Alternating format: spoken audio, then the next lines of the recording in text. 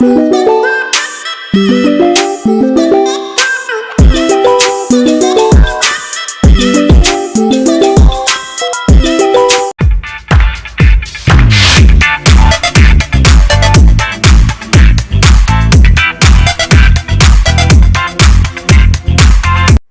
जनों, हर हर गंगे।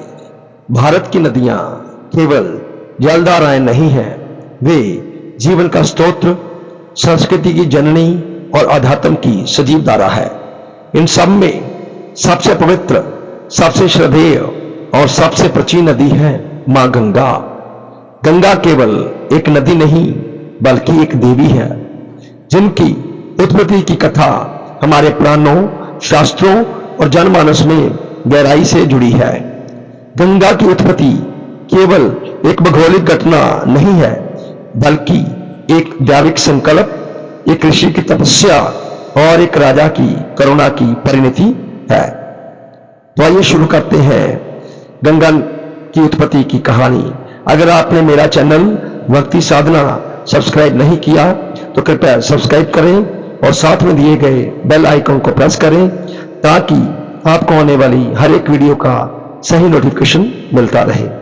तो स्टार्ट है गंगा की उत्पत्ति कैसे हुई। बहुत प्राचीन काल की बात है। अयोध्या में राजा सगर का राज्य था।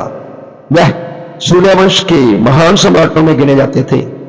राजा सगर की दो रानियां थी, केशनी और सुनीति। केशनी से उन्हें एक पुत्र असमंजस प्राप्त हुआ और सुनीति से उन्हें 60,000 पुत्र हुए।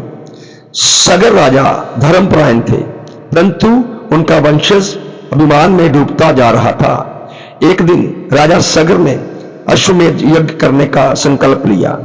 यज्ञ का अश्व छोड़ा गया और वह स्वच्छंद विचरण करता हुआ महर्षि कपिल के आश्रम के समीप जा पहुंचा।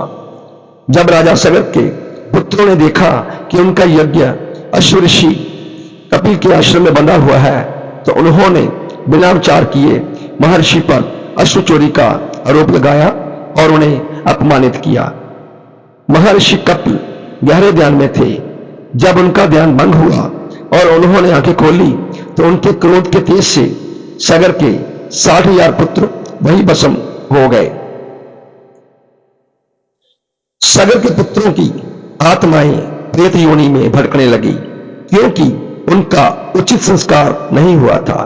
वर्षों बीत गए, कई पीढ़ियां बीती। अंततः राजा सगर के वंश में एक महान और तपस्वी राजा भगीरथ का जन्म हुआ।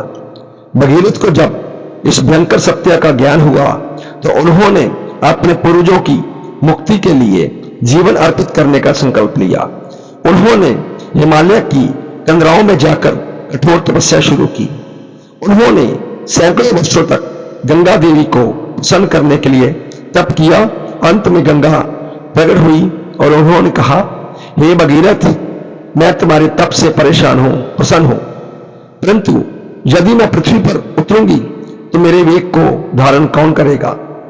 भगीरथ ने उत्तर दिया, हे देवी, मैं भगवान शिव से प्रार्थना करूंगा कि वे आपकी धारा को अपनी जटाओं में समाहित करें। अब भगीरथ ने शिवजी की तपस्या शुरू की। उनके तप से प्रसन्न होकर महादेव प्रकट हुए और उन्होंने गंगा को अपने जटाओं में रोकने का वचन दिया।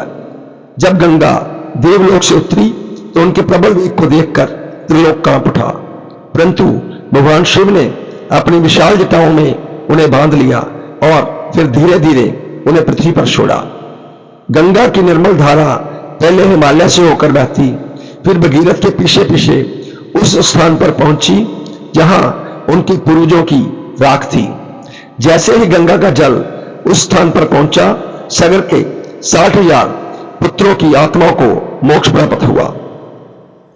भगवान शिव ने गंगा को अपनी जटाओं में रोक लिया था। गंगा के वेग को उन्होंने सहन किया और फिर धीरे धीरे उन्हें पृथ्वी पर छोड़ा। जैसे ही गंगा की निर्मल धारा धरती पर उतरी, चारों ओर हर्ष और उल्लास छा गया। पशु पक्षी, देवता, ऋषि मुनि अब सभी मां गंगा के दर्शन के लिए उमड़ पड़े। गंगा ने भगीरथ से कहा, राजन, अब मैं तुम्हारे साथ तुम्हारे पूर्वजों की मुक्ति हेतु चलती हो, किंतु मार्ग में जो कुछ घटेगा उसे धैर्य और श्रद्धा से स्वीकार करना होगा। भगीरथ गंगा के आगे आगे चलने लगे। उनके पीछे पीछे गंगा की धारा बह रही थी, मानो स्वयं करुणा, ममता और मोक्ष की संजीव मूर्ति। भगीरथ गंगा को लेकर जिस मार्ग से जा रहे थे, वहां एक स्थान पर राजा जनक की राजधानी मिथिला पड़ती थी। वहां एक महान तपस्विनी ऋषि जनु की पुत्री तपस्या कर रही थी। गंगा की धारा इतनी वेगवती थी कि उन्होंने तपस्विनी के यज्ञ क्षेत्र को बहा दिया। तप में विघ्न पाकर तपस्विनी क्रोधित हो गई और उन्होंने गंगा को पी लिया। चारों ओर हाहाकार मच गया। देवता चिंतित हुए, भगीरथ व्याकुल हो गए। उन्होंने ऋषि जनु से प्रार्थना की। तब ऋषि ने गंगा को अपने कान से बाहर निकाल दिया। इसी कारण से गंगा को जमुपुत्री जहां जानवी भी कहा जाता है। गंगा ने पुनः यात्रा आरंभ की। वह पर्वतों, जंगलों, नगरों, ग्रामों से होती हुई अंततः उस स्थान पर पहुंची जहां राजा सगर के पुत्रों की राख थी। भगीरथ ने वही यज्ञ किया। जैसे ही गंगा का जल उन अस्थियों पर पड़ा, उन सभी की आत्माएं पवित्र हुई और उन्हें मोक्ष की प्राप्ति हुई। स्वर्ग से उतरी देवी गंगा ने अपने पावन जल से 60,000 भटकी आत्माओं को प्राण दिया।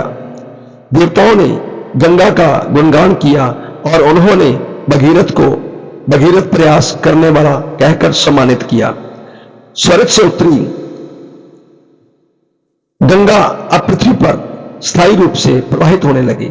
उन्होंने भारतवर्ष की धरती को न केवल जीवन दिया, बल्कि संस्कृति, आस्था और पवित्रता की सबसे महान प्रतीक बनी। हरिद्वार, ऋषिकेश, प्रयाग, काशी और गंगा सागर, ये सभी गंगा के पावन मार्ग में बसे तीर्थस्थल हैं। गंगा का जल अमृत कहलाता है। इसमें जन्म जन्मांतर के पापों को हरने की क्षमता मानी जाती है। इस प्रकार भोलेनाथ की कृपा से गंगा नदी का धरती पर आगमन हुआ और गंगा मैया सभी के पापों को हरती है। हर हर गंगे, जय भोलेनाथ।